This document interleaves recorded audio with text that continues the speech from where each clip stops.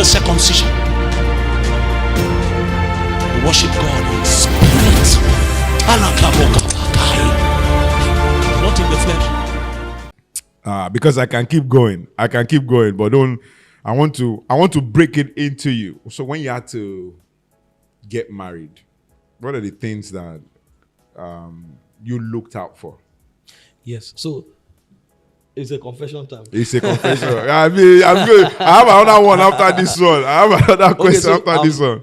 I noticed that while growing up, maybe I was. That is still part of these things we share. Maybe from the movies we opened to watching as children. Yeah. I discovered that I built an image in my heart. Okay. What people will call spec. Yeah. Probably because when we were growing up, movies we were watching, all the stars would be tall, and fair, elegant. True. Yeah. So I had this imagery in my heart. My wife would be tall, fair, and in fact, elegant. I wanted to marry Brazilian ladies. You see that. Yeah. In fact, at a point, I was attracted to Indians. Okay. Oh yeah. I mean Tall, that generation. fair. So you're about. Let me guess. You should be in 40s now. I sir. was born in the 80s. In the 80s. So you were listening to all those songs. Followed all of these things, started loving this thing. So when I wanted to get married, that was an idol in my heart. Hey. So it took God time to break it. I have to marry his choice. I have to marry his will. But I couldn't. I struggled for a long time.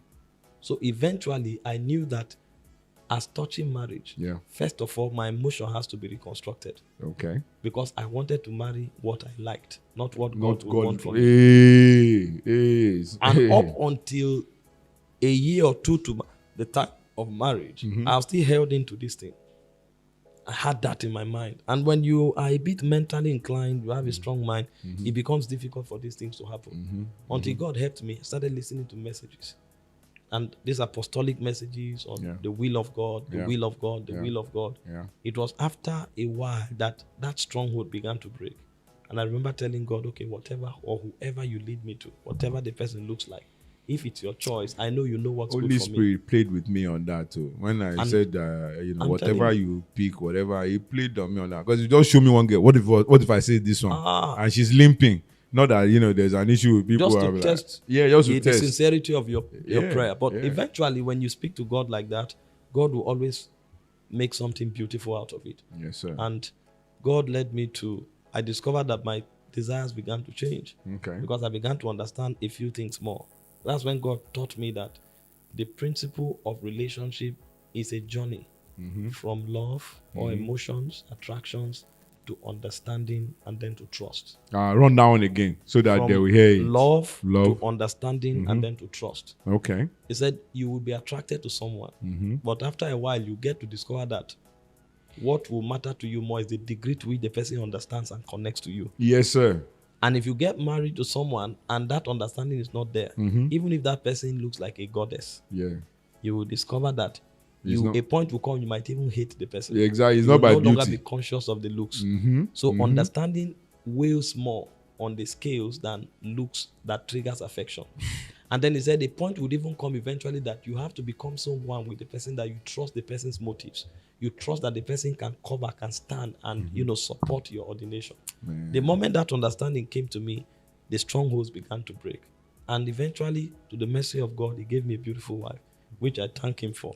But I now started changing my priorities. Okay. So I looked for a woman who is kingdom-oriented. Okay. I said, if I want to marry a lady, I'll ask her. Okay. If I don't have anything, God can tell me, empty every money you have today. Oh, wow. I wouldn't need consultation. God can tell me, leave Nigeria today, go to Zimbabwe. I will move. Go to Mozambique. I will move. Will the person be willing to let go of everything any day, anytime? And then move along. And move. And then number 2, I said, God will have me raise people. I'll need a woman who has the largeness of heart and also the mental power to be able to raise a people who are refined, who fear God, and who can stand as nobles, as kings and princes to address a generation. So for me, intelligence and large-heartedness. So all of these values began to replace. And then I said, my life will come with a lot of battles. Yeah. That's the apostolic calling. Yeah. I'll need a woman who has capacity to pray, because many times I won't be able to pray. So if you don't love prayer, if you don't love intercession, this thing might not work. So when I got into dating eventually, I had to test run all of these things. So all these calls, somebody happy birthday, this, sometimes I deliberately skipped it. Is it a big deal to you? If it's not a big deal, So I take something. It's a big deal to them. I had to check it. I'm telling you, my wife knows. Even the ones that are just Most relative. of the things that people prioritize, I deliberately began to bring in kingdom. Sometimes we have to meet and I just call. Oh, sorry, something came up. I have to travel. You have the right to feel bad. You have the right to discuss, talk about it. But is this something that every time you will make reference to it, is it more important than kingdom? I started checking those things because of the new value system God gave me. I started test running. And when I saw that to a large extent, some of these things align, and the ones that didn't align, there was a room for it to happen or for improvement. I now felt, okay, this is the direction to go. I love that. So we started praying together. I love that. So I sent my cousin to give my wife, she was a student then on university here. We sent her on an errand to a supermarket that we own, but she doesn't know we own it. And we intentionally forgot the money and the change with her and asked her for it like a month plus later. And she brought everything, even with rubber band back and all of that. Like, this one won't steal. So you check with your value systems. So my value systems were wrong.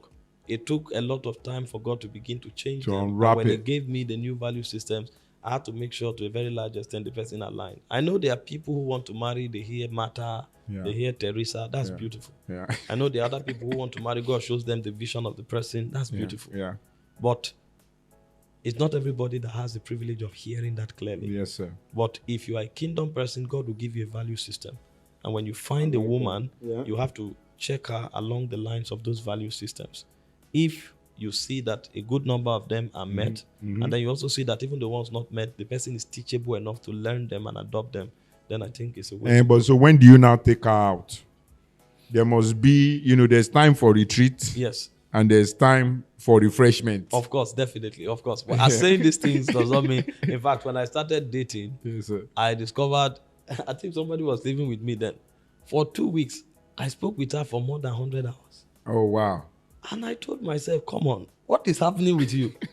I will make a call and I'll be on the call for 4 hours. I call 8 o'clock, I talk till 12. I told myself, are you a Christian? What are you discussing? I will make a call, I'll be there for 6 hours. In the evening, I call again, I talk till 2 a.m. I had to hold myself and say, come on, wake up, what's going on here? So checking this value system does not mean, your humanity will not come up. Yes, sir. True, sir. You will be lying to yourself. So in a year, is there a time where you take on a holiday? Most definitely. You have to block some of these invites now. I don't just take my wife out. See, I make her laugh. Sometimes she looks at me and says, you are a politician. I'll come out of the car and open the door and say, the most pretty woman in the world. I just say all of these things. Sometimes I'm coming back home. On her birthday, for example, I prepared a treat for her, gathered people somewhere, took her there, took her by surprise and all of those things. Nice. Do these things deliberately because it's part of the feminine gender. Exactly. And if you really love someone, you make up time. True. There are times where I take her out unawares. There are times where I buy just something special. I come and drop it somewhere. She sees it. I say, who brought all of those jokes and everything just to make her laugh. I love Sometimes I say some things. She says, you don't mean it. I know you are just saying it. So I make her laugh. I play and, do a lot of comedy. I'm a clown around my wife. So that's the side that people don't see. I love that.